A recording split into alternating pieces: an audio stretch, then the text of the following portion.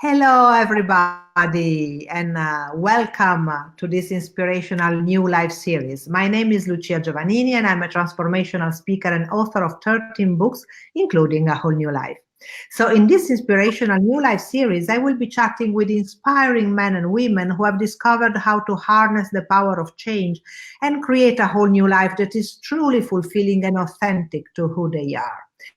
And this week, I'm excited to bring you to my next guest, Sunny Dawn Johnstone. And Sunny is an acclaimed inspirational speaker, spiritual teacher, and psychic medium. She has written 20 books, including the best-selling book Archangels and The Love Never Ends. Sunny is also the creator of 8 Your Life membership site, a virtual community focused on designing a high vibrational life, bursting with abundance, self-love, and joy. So true to her name, Sunny has brought light into the lives of thousands of people by showing them a path to connect with their heart and the core of their being, which guides them to experience life in a newer, more positive light. Her experience with lifting people out of their darkest moments of life to find new light and rebuild a whole new life, which is inspiring. And so I'm really excited to speak to her today on how people can heal in order to elevate themselves into a happier, more fulfilling life. So welcome, Sunny. Thank you so much. Thanks for having me. I'm excited to be here and with all of you beautiful souls. Thank you for being here. So you've helped a lot of people rise up from deep trauma, from loss, depression, and painful moments and create a whole new life. From your experience, what is the one thing that keeps people stuck from the healing they need? You know, I was trying to think one thing. It's so hard to pick one thing, but I think if I was going to choose one thing, I would say that so often I find that it's a lack of self-love. It's a lack of not loving themselves enough to do the thing that they need to do for them. They'll do it for other people. They'll show up for other people. They'll take care of other people. They'll nurture other people, but they won't do it for themselves oftentimes. So that self-love thing, and I struggled with that myself, so I get it. But it's what I kind of find is at the bottom of so many of the challenges and conflicts that we go through in our day-to-day lives. Yeah, I totally agree. And I think that as women especially, we've been conditioned for like thousands of years, to put others first, basically. To think that we need to love others first, and so we are good wives, good mothers, and instead we are just, demonstrating a lack of self-love to our daughters, especially to. And that's actually exactly what the problem is. And then we teach them how to be the same way because they're following our actions, not our words. Our words say, oh, love yourself, you're great. Our actions show them something different, and the cycle just continues. And absolutely, it's been conditioned into us. And part of my goal, and it sounds like part of your goal also, is to change that, is to have people recognize that if you're not full yourself, you don't have it to give. You can't give what you don't have. Yeah, definitely. Absolutely. And of course, the lack of self-love then brings about a lot of other destructive emotions. Let's label them that way, like guilt, for example, because of course the few times when we do something for ourselves, then we feel guilty. And of course, guilt brings about punishment, so we start self-punishing ourselves, or anger, and we feel shameful, and then instead of just feeling guilty and feeling like we've done something wrong, now we make ourselves wrong, and then we are bad, and that's a hard place to grow and heal from. Absolutely, and the cycle just continues. Exactly. So, Sunny, what's the first step to help them get past this block, in your opinion? You know, I think the first step is recognizing that there's an issue. So I think it really is having the awareness. And oftentimes with that awareness, it's reaching out. You know, I meet so many people that think that they have the awareness that there's an issue, but they won't ask for help. And the problem is, if we stay in our own heads and we don't have influence from anything outside of us, we don't have somebody helping us verbally, we're not reading a book, we're not taking a class, we're not going to counseling. If we don't have something outside of us, the same story just goes and goes and goes and goes. And it's very difficult to shift that vibration within yourself without something that changes outside of you as well. And so I find that it's reaching out, it's asking for help. And I think in that asking for help is also a way of claiming some self-love, because it's saying I'm worth asking for help. Because that's the other thing that we've been so trained into is, do it yourself. You can figure it out. You don't need help, that whole story. And I think that so many of us have that so ingrained that it's absolutely like frightening to be able to reach out. Even actually in my experience, I remember I didn't have the self-esteem, the self-love to reach out to anybody physically. But what I did was I felt like I could reach out spiritually. So for me, it was, I could ask my angels for help, and that felt safer to me than to ask human beings for help. And that was my stepping stone, but I still think it's asking. Yeah, definitely asking. I totally agree with you. And it's nice what you said, if asking other people is for some reason uncomfortable, you can always ask your guides, your angels, your spirit, God, whatever, the divine, the universe, whatever name you want to give to that connection or that essence. Because in fact, spirit, I like to call it spirit, but God or universe is always there to help us. Yeah, they are always there to help us, and in doing so, because also from my experience, when I was very little, I was asking a lot of questions. I was asking and very embarrassing questions, like where do we come from? Where do we go when we die? What's the meaning of life? So my parents at a certain moment said, okay, stop it. Please stop it. No more questions. You're embarrassing us. Because really, my parents' friends would come over and, they would look at me, oh, look at that little girl, oh, so cute. And I would say, yes, hello, but where do we go when we die? And they would like...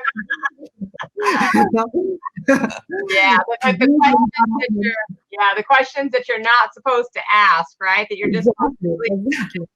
And I did the same thing, exactly. So I was taught, stop asking, never ask. So when I grew up, when I, felt uncomfortable inside, I actually went to few very bad moments in my life. I had this voice inside, don't ask for help, don't say anything, just keep it to yourself, because you're embarrassing people, because you're bothering people with your own questions, with your own problems. So I totally relate to that difficulties of asking people, coming out and looking for help. But I like very much the idea of you don't even need to reach out to other. If you can reach out to other people, it's beautiful, because then you realize, actually, when I ended up, because also in one of my most difficult transition in life was when I was a model, and then I decided, to let everything go and start this new job, which wasn't even a job at that moment. But it was difficult to reach out, but at a certain moment I did, and of course people, didn't have an idea of what this world was about, but still some of them were very, very nice to me. So just the idea, even if people don't have the solutions for you, you can always reach out and just feel the connection, human connection, and the support. Sometimes it's not even, they don't even have to get you or understand you, but a lot of people can have the compassion and the support to say, you know what, I don't know what you're going through, and I can't really give you any advice, but I'm here, I'll listen. Okay. And yes. I think the other thing that people forget too is when we do go, this is what I learned anyway, is when I didn't feel safe to go to people outside of me, but I could talk to spirit, source, God of your understanding, and I did it that way. Then what happened is, then they presented people that came to me. So people came into my life that weren't there before, or that hadn't shown up that way. And I had more awareness of the fact that there was a synchronistic experience that was happening that then opened me up. So a lot of times people say, well, you know, nobody's showing up. I'm like, well, are you asking? Are you asking from spirit? And when you ask, then sometimes we don't, well, why do you think that person came? Like, how do you think they showed up? Because that's who they're putting in front of you to help you today. Yeah, definitely. I totally agree. I had the same experience many times, actually. Even facing, I mean, situations that I had no clue how to manage, challenges that I had no clue how to overcome. And then I asked, and I said, Spirit, you put me here, so now you better help me, Yeah. So, it doesn't have to, a lot of people, I think that it has to be very formal and, in some kind of prayer form. And to me, I mean, I always say, okay, guys, come on. Yeah, I need some help here. And it can be as simple as that. They know who they are. We don't need to, I mean, in my books and a lot of my teaching, I teach people how to connect with the different energies and how to discern them. But the reality of it is, if you need help, all you got to do is ask. You don't have to know. You don't have to know all the details or which one for this and who for that. Just open your heart. Yeah, thank you. It's nice message too. I hope you guys get this message. So if there was someone listening who is going through a difficult transition in life, what would be the one message, apart from, of course, asking, you would like them to take away and carry with them for the rest of their lives? I think that I would want to remind them that that you are not just enough, you're more than enough. And that you, within you, have all of the capabilities to live the exact journey that your soul brought you here for. And you don't lack anything. You are not less than anyone. Regardless of your relationship status, your bank account, your job.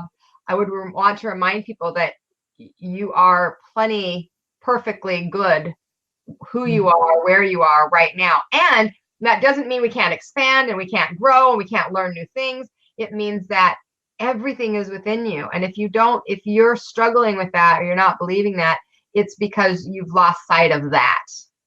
That you came here for a mission on purpose, and you have all of it inside of you. You don't have to go outside of you. It's inside of you. Yeah, beautiful message, because it's so easy to forget. In society, it's so easy to forget who we really are and the light that is really within us, and the capacities that we really are, that we really have. And so it's easy to get caught into the beingness. It's easy to get caught into the victim role. It's easy to get caught into the desperation, into lots of lies that the mind tells us. Yeah, so all those stories that are just made up garbage, really, that most of them, some might be true, but most of them are just created as based on fear. And if we can let go of that fear and say, wait, if I've got all the tools inside of me and they're right here with me, it doesn't matter where I go or what I do, they're inside of me. Well, wait a minute, that's kind of empowering. To me, it's empowering. It's one of the things that really helped me save my own life many times, is saying, okay, wait, hello, come back to the real experience that you're in and get out of all this story here and know that, hey, you've got that within you. And if you have it within you, you might need some support. You might need some help. You might be attracting people that can show up to teach you something, or for you to grow and expand, or for you to teach something, but the answers are inside of you. Well, then that made, for me, and that I was enough as I was, made a huge difference in my life. Yes, I also like so much that I am enough, and not only I'm enough, I'm even more than enough. Exactly. Yeah. We are all more than enough. Yeah, absolutely. So, yeah, thank you very much. Thank you very much, Sunny, for your message, for your wisdom. You're very welcome. So, guys, if you're struggling with a loss or grief, or if you're going through a difficult transition in life, I hope that this chat with Sunny has shown you how it's possible to rise up through the darkness and find a new light. So you can find Sunny at www.sunnydawnjohnston.com. And of course, if you would like to take the first step to transformation, I invite you also to join my 5-day Transform One Habit Challenge to kickstart your journey into a whole new life. And you just click on the link below this video, and I'll see you on the next episode of this Inspirational New Life series. And thank you very much, Sunny. Thank you. Thanks so much. Appreciate it. Bye.